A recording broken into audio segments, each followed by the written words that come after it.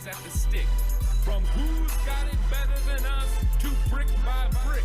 It's always the 49ers way, from off-season to game day. Yeah, we talk back. It's the 49ers Cutback.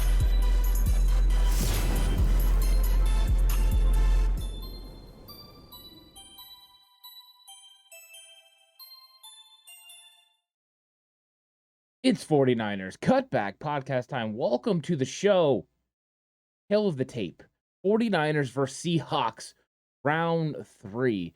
And the 49ers have pretty much had their way with the Seahawks so far. Some interesting things, including, in the week 2 matchup, Trey Lance goes down, Jimmy Garoppolo comes in, the 49ers blow out the Seahawks 27-7. That touchdown not on offense, that touchdown on a blocked field goal. Then you transform and go faster all the way to week 15. And that's where you find the 49ers getting a victory with Brock Purdy at the helm, 21-13 on Thursday Night Football. And that's kind of where we're at now. We're going to have a third matchup, 49ers Seahawks. But let's discuss how these teams have been trending, what directions they're going, how they finished on offense and defense. Really take a deep dive into both rosters and where they sit right now heading into this super wild card matchup where you're going to have the 49ers playing a team for the third time. It happened last year with the Rams. Of course, that was the NFC Championship game. It didn't go the Niners' way, but they were very hurt. They had a lot of players out with injury, and they even had one starting the game at quarterback that was injured in Jimmy Garoppolo. That's not the case this time. They have a healthy quarterback in Brock Purdy. He's been playing well. The 49ers have been trending in the right direction, and Seattle just had a tough win over a division rival, 19-16 in overtime, defeating the Rams to make the playoffs. They have had their back against the wall. They know what that means. So I don't think this is going to be one of those things where Seattle's going to go without a fight. It's going to be a fun matchup. But let's get into it a little bit. The Seattle Seahawks are 9-8. The 49ers finished at 13-4. 49ers on a 10-game winning streak. Seattle did win their last 2 football games. It went on a little bit of a skid there for a while where they sort of struggled. It was losses against Tampa Bay, where it looked like they had it won. They lost. Then they lost to Las Vegas Raiders in a shootout in overtime, where you get the Josh Jacobs long run for a touchdown. Then they beat the Rams. So they've been able to have the Rams number this year, but then they lost to Carolina, lost to the 49ers on Thursday Night Football, lost to the Kansas City Chiefs, because if you lose to the 49ers, you're losing the next week. 15-0 the 49ers were this season, or the teams that played the 49ers lost the next week. It was 15-0. That's crazy. But then they finished with a nice win over the New York Jets, and then, of course, the overtime win against the Rams. So the Seahawks finished with a good overall stretch there coming into the wild card round where, this is the 2 versus 7 matchups. You expect it to be a little bit one-sided in the 49ers direction. Now let's look at the offensive ranks. The 49ers rank 6th in the NFL in scoring at 26.5 points per game. Now, a big reason why that's the case is the 49ers struggled early on in the season to score points, but as of late have come on absolutely strong, scoring a bunch of points under Brock Purdy. Now, they had a couple of games with Jimmy Garoppolo at the helm. In fact, 3 games where they scored over 30. But listen to Brock Purdy at the helm, what it's looked like. 33 versus the Dolphins, 35 versus Tampa Bay, 37 against the Washington Commanders, 37 against the Raiders, 38 against the Arizona Cardinals. The only one that's not a 30-point-plus game is the game in Seattle on Thursday Night Football with an injured Brock Purdy. So I think that right now this offense is clicking and going in the right direction.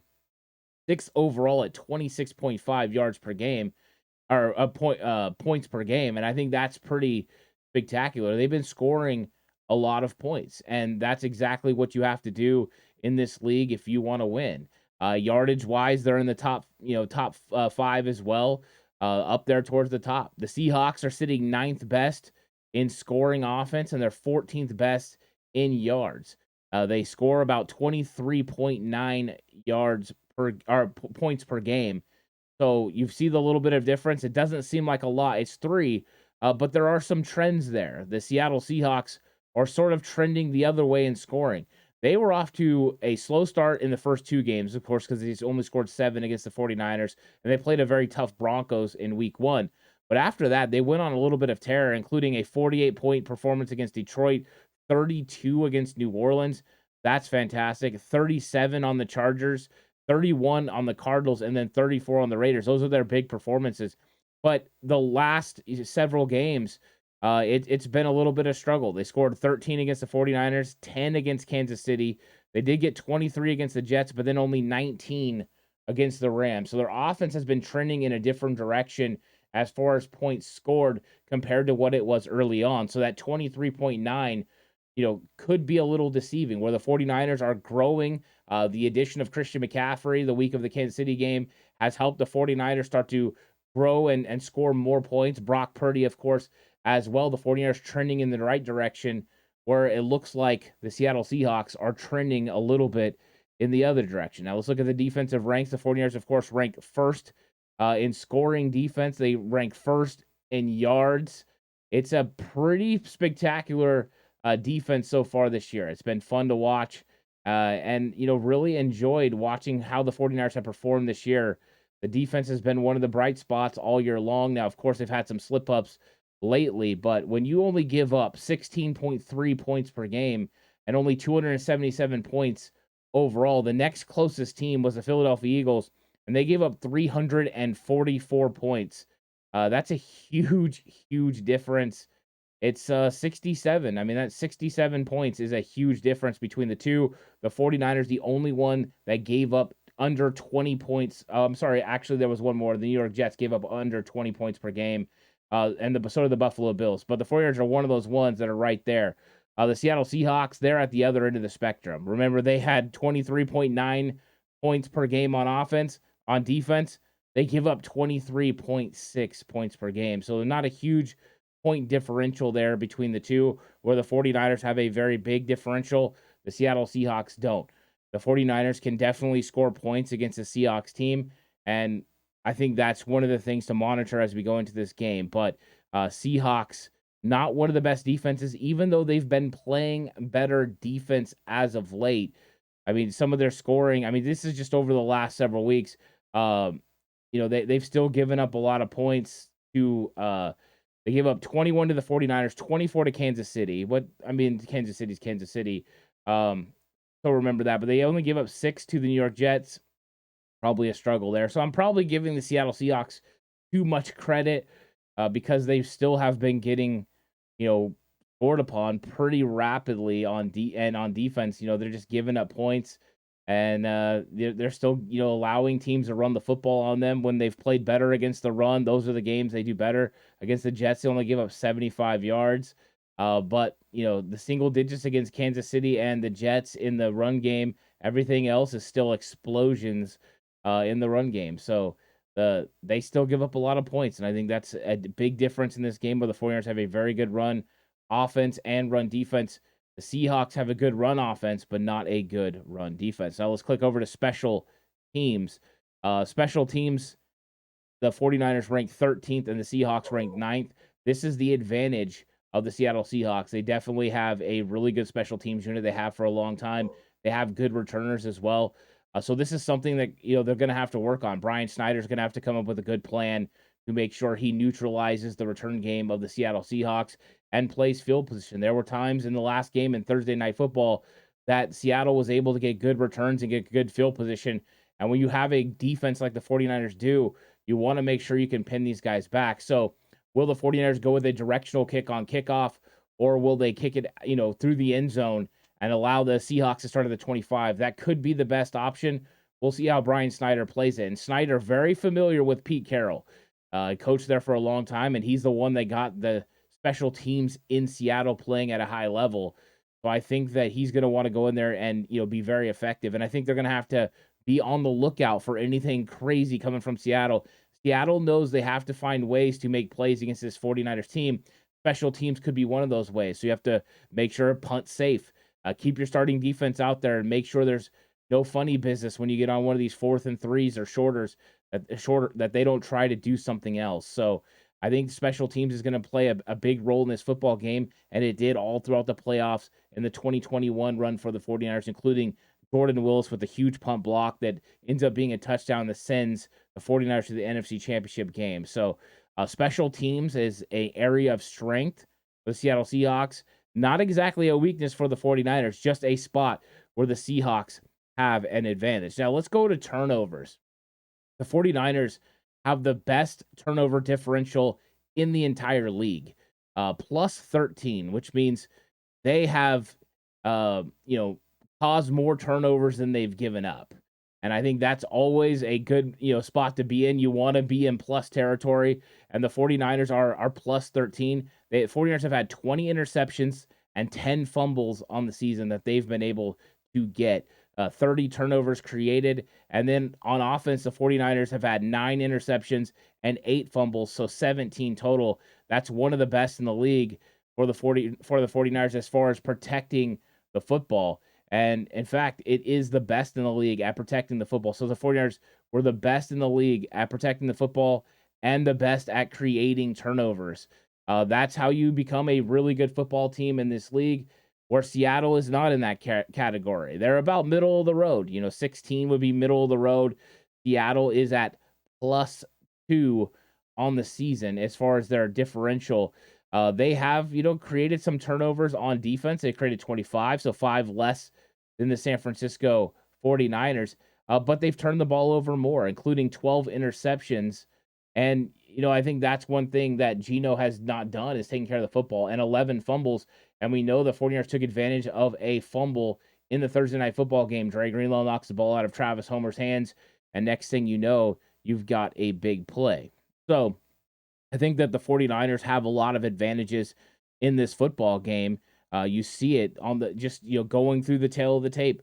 The 49ers with a top 5 offense, the 49ers with the number 1 defense, the 49ers best in turnover, ratio. And then you've got the Seattle Seahawks, who are one of the bottom of 5 as far as defense. Middle of the road as far as turnovers, and offense, they're top 10, and special teams, they're top 10. So you see how these teams are built. A lot of it's going to go into some of these matchups that we're going to find in the football game, and whether the Seattle Seahawks are going to be healthy on the interior, because they've been dealing with injuries to players like Al Woods and Shelby Harris. Those guys have been in and out of practice. They've also been dealing with injuries to Ryan Neal, the safety. So if those guys don't play on the interior, if Shelby Harris and Al Woods for any reason don't play, and I kind of think they're going to, for the mere fact of how important this football game is, but if they don't, the 49ers are going to be able to have their way in the running game. Whoever is able to handle the running game is going to win this football game. And that's one of the trends of this Seattle Seahawks team, is they have kind of changed the way. I mean, their scoring has went down. We talked about that earlier. They haven't been scoring as many points as they did early on in the season. And part of that is some of the attention that they've turned to the run game in the last 3 weeks. So they played the 49ers on December 15th. That was the Thursday night football game. And they rushed for 70 yards. That was it. And it was a stretch right there. Their struggles to win were a lot of it because of the running game. Only 39 yards against Tampa Bay. Only 65 yards against the Raiders. They got 90 against the Rams, so they won. But then they only got 46 against Carolina, 70 against the 49ers. Those are losses. After the 49ers, they've been running for 100+ in every single game. 133 against Kansas City. They did still lose to Kansas City, but then 198 against the Jets and 197 against the Rams. 2 straight weeks of rushing for nearly 200 yards. They've been putting the ball in Kenneth Walker's hands, and they've been letting him go out there and try to execute and win these football games. Pete Carroll going back, to running the football and playing, solid defense. That's what he's trying to do right now. And so far it worked over the last couple weeks. Will they be able to keep that going? Kenneth Walker, he started in 11 games this season, and he had 1050, so 1,050 yards. He had 9 touchdowns. He's averaging 4.6 yards per carry and about 70 yards per game. He's going to have a huge game to be able to beat the 49ers. Whoever establishes the run game first and is able to get it going and get first downs is going to win this football game, especially when you throw in the weather conditions. How bad it'll be, we'll see. I don't think either team should be highly affected by it. I think if there's a heavy wind, both passing games could be affected by it. And that's something to monitor as well. Maybe the deep shot opportunities that maybe Seattle would love to take won't be there because it's harder to get those plays down the field. Geno has a strong arm, but we'll see how that plays out. But I think it's one of those things that's interesting about this matchup is just some of the keys, who's matching up against who. And I think the interior defensive line for Seattle is going to be the big reason why the 49ers can either run the ball or they can't. Now, the 49ers have had success rushing the football pretty consistently. Their offense has been balanced. But as we talked about, before, the 49ers aren't held under 100 yards rushing pretty much at all. I mean, it's only happened in the Denver game, the Rams game, where they were both 88 yards both times.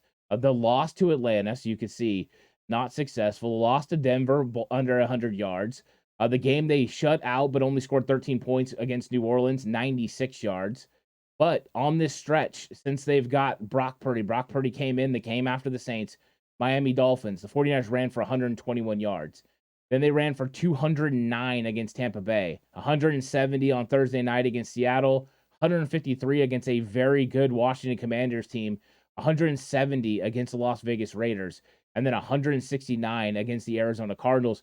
And we know they could have easily done a lot more in that football game. So the 49ers, when they rush the ball well, are hard to beat. And they're 2 times playing the Seahawks. One time they ran for 189. That was in week 2. And in week 15, they ran for 170. So the key to beating Seattle for the 49ers has been run the football, play action. Now they're going to have Deebo Samuel. In the first matchup against Seattle, they didn't have George Kittle. They didn't have Christian McCaffrey, of course. He wasn't on the team. Then when they played him in the Thursday night matchup, they didn't have Deebo Samuel. They had a hurt Brock Purdy. I think this is one of those things that's interesting with the matchups. I mean, Seattle still got players. I mean, they do. They still got good weapons on offense. They got good players on defense. They have the young tackles, Charles Cross and Abraham Lucas. They're going to have to deal with, Nick Bosa. But when you're looking at weapons, we've mentioned Kenneth Walker. But the wide receivers, DK Metcalf, Tyler Lockett, and Cade Johnson, not bad. And from what I've seen from Kobe Parkinson, he's having a pretty good year. Noah Fant, the big acquisition from Denver, has been dealing with a little bit of a knee. But, their offensive line has played together. Now, they have lost a lot of speed. Marquise Goodwin, he's on IR. D. Eskridge, he's on IR. Those things are going to hurt. Will Dissly, also on IR, the tight end. So there are some areas where the 49ers definitely have a distinct advantage. And I think that's why it was fun to go through the numbers and kind of look, at where the 49ers have an advantage. And the 49ers have an advantage on offense as far as they're more well-rounded. They're more balanced. If Geno gets going, he can have a good game. But on defense, the 49ers are just a much better defense, first overall defense compared, to what you're getting from Seattle, where they're 26th. And it's a big difference between the two defenses and how they stop the run. The 49ers first against stopping the run in the entire league. And that's what Seattle wants to do against you. So I think if it turns into one of those nasty games, the 49ers defense can show up and show out. And we know that the advantage that the 49ers have in the turnover battle, that is something that the 49ers have a huge advantage in. Plus 13. If you win the turnover battle and you're able to run the football, you're going to win games in the playoffs. So it's one of those things it's going to be fun to watch. This overall game is going to be fantastic. I hope everyone's looking forward to it. Thank you, everyone, for coming through and checking out the Tale of the Tape. If you have any questions that you would like me to answer, leave them in the comments section. I'd love to get to those. If you like the video, like the content that's on the channel, if you would please like it, that'd be great. If you like the content, go ahead and subscribe. I really appreciate all the subscribers that we've got. Welcome to the 49ers Cutback crew. Looking forward to more 49ers content coming out this week. Ant Hill Show, Cover 2, the game preview show, the Madden simulation, all still coming your way. Thanks, everyone, for all the support. Really appreciate everybody that comes through and watches the videos. 49ers vs. Seahawks is on its way Saturday. It's going to be a fun one. Until then, stay safe and remember the right way is always the 49ers.